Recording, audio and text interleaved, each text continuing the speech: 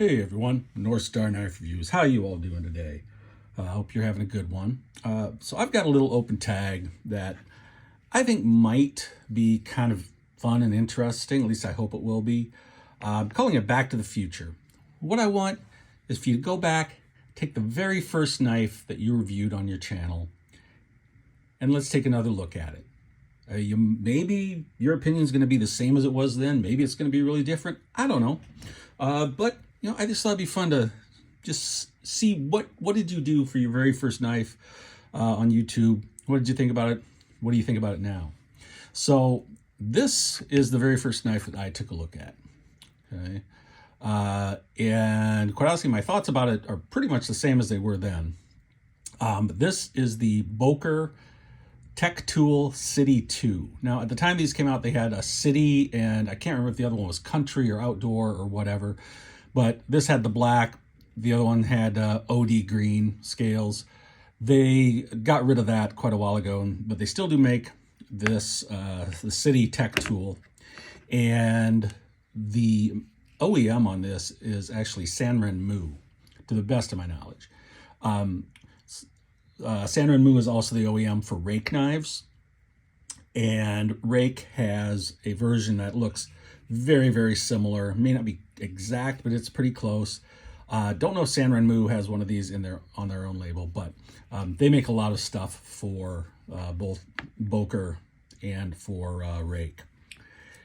Now, this knife is a multi-tool in the same way that a Swiss Army knife is a multi-tool. And it's maybe a little higher end, a little fancier version. Still not an overly expensive. Now, when I got this, quite honestly, I bought 3 of them because this was on sale for like $17, and I think the normal price of them was about $40, $45. I looked. Right now on Amazon, this is selling for $57. I paid $17 for it like 4 years ago, maybe a little more. Interestingly, you can get a version of this with 2 additional tools for only $34 right now. So I have no idea what goes on with pricing sometimes. But what we've got on here is G10 scales. And as you might notice, this cork screw is sticking out. This actually got bent. It was shortly before I did my very first knife review. And at that point, I believe I said, yeah, I'll pull it off and fix it, bend it back straight. Obviously, I never did because what I found is that it really didn't bother me in pocket because where this comes down, it's actually just pretty much a smooth shot along there. So it didn't really bother me after all, so I never got around to taking it out. And this was bent because of user error. You're supposed to put it in the wine bottle, pull it out. I tried to use it like a waiter corkscrew and lever it out, and that's what bent it. So I can't blame the knife company for that. That's all on me. All right. So you've got the G10 scales in there, the corkscrew. You have a little glass breaker with a tungsten carbide tip on there. You have a main blade that is nice like this. It's made out of 12C27. What do we got in here? Read it. It's got the Boker on this side. 3015, the model number, I guess. And then, I don't know if you'll be able to see it, but it says 12C27 down there on the tang. So the blade on this is running, what do we call this? Maybe about, not quite 3 inches. Cutting edge, maybe a little over 2.5 inches. If we do it this way, it'll be a bit better. Yeah, so 2 and, we'll call that 7/8 maybe. And then a cutting edge in that, maybe 2.5 to 2 5/8, something like that. Now you can see this is going to be a taller blade, a little thicker blade, more robust than on your Swiss Army knife. And 12C27, most people probably consider a little bit of an upgrade over the steel that Victorinox uses. So a nice little blade on here, actually. Works really well. Then you have a little either lanyard clip hole thing or to put on your keychain if you wanted. Nice thing about it, it folds out of the way if you don't want to use it.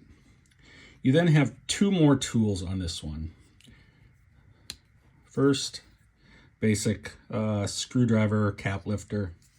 Then something that's a little unique, right? You've got this. Okay, it's a serrated blade, but it comes out at, you know, like 135 degrees rather than 180 degrees. So this is how it, you know, this is not broken. This is how it is made to come out. And so you use it, you know, in a pulled cut like this, or a draw cut, you know, holding your fist. Like if you were cutting a seat belt or something. Now I have used this on some twine. I used it to cut some clothesline a couple summers ago, and it worked really well. You can see it's like a serrated chisel grind on here. Okay. But it works. It's made to pull, not to push like this. And you know, I've not tried it on a seatbelt, but I'm sure it would work quite well.